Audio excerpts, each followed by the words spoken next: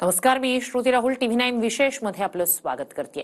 परभणीतील सोमनाथ सूर्यवंशी यांचा मृत्यू पोलिसांच्या मारहाणीतच झालाय। न्यायदंडाधिकाऱ्यांच्या चौकशी अहवालात ही बाब समोर आली आहे। त्यामुळे या प्रकरणातील दोषींवर कठोर कारवाईची मागणी सूर्यवंशी कुटुंबीय करतायत। पाहूया।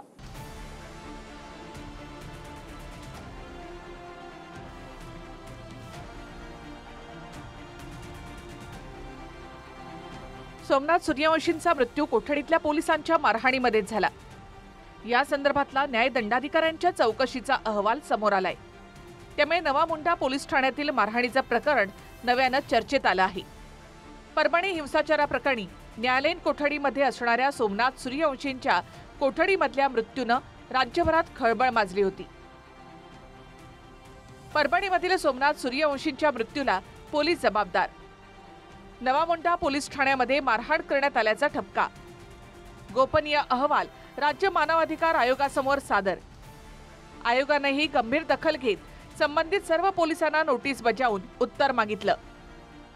पोलिसांच्या अमानुष मारहाणीमध्ये सोमनाथ सूर्यवंशी यांचा मृत्यू झाला असा आरोप सातत्यानं करण्यात आला होता। मात्र हृदयविकाराचा झटका आल्यामुळे त्यांचा मृत्यू झाल्याचा दावा प्रशासनानं केला होता।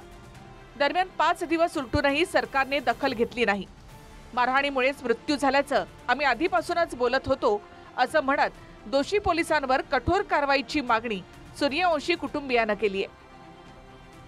मला एक मागणी करायचंय की लवकरात लवकर जे दोषी आहेत पोलीस कर्मचारी ह्याच्यामध्ये कोण कोण दोषी आहेत ह्यांच्यावरती सर्वांनावर दोषी असणाऱ्यावर कारवाई करण्यात यावं। त्यांच्यावरती 302 चा गुन्हा दाखल करण्यात यावा। त्यांच्यावर देशद्रोहाचा मनुस्वादाचा गुन्हा दाखल करावा। औरंगाबाद मधले घाटे हॉस्पिटल मधले जे रिपोर्ट आलेत त्याच्यामध्ये स्पष्ट झालेलं आहे की सोमनाथाचा जे खून आहे ते बेदम मारहाणीमुळे झालेला आहे आणि त्याची निर्गुण हत्या केलेली आहे व जे हत्यारे आहेत जे खुनी आहेत त्यांना कठोरातली कठोर शिक्षा दिली पाहिजे अशी आमची मागणी आहे।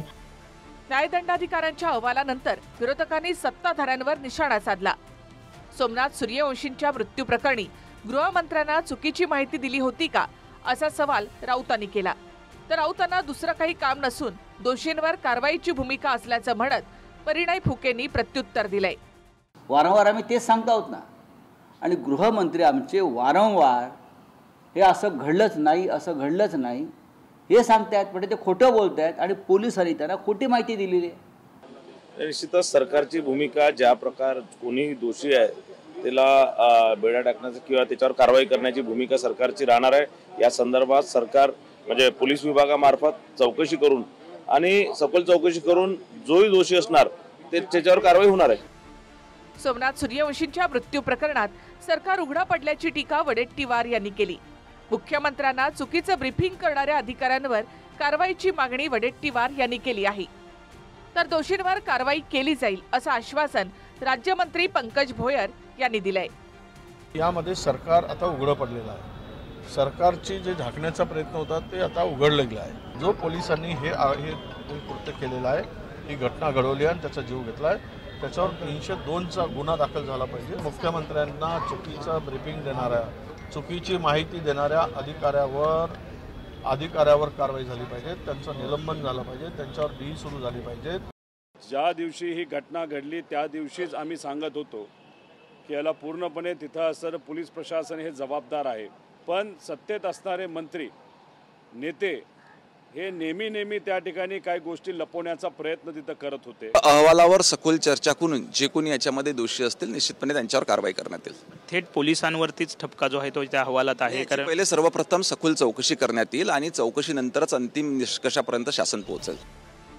कुटुंबियांकडून वारंवार होणाऱ्या आरोपांमुळे याआधी सोमनाथ सूर्यवंशींच्या मृत्यू प्रकरणी 2 पोलीस कर्मचाऱ्यांना निलंबित करण्यात आले। जवळपास 2 महिन्यांनी ही कारवाई करण्यात आली होती। अशातच आता न्यायदंडाधिकाऱ्यांच्या चौकशीचा अहवाल आल्यानंतर त्यामध्ये धक्कादायक माहिती समोर आली। कृष्णा सोनारवाडकरसह नजीर खान, TV9 मराठी, परभणी।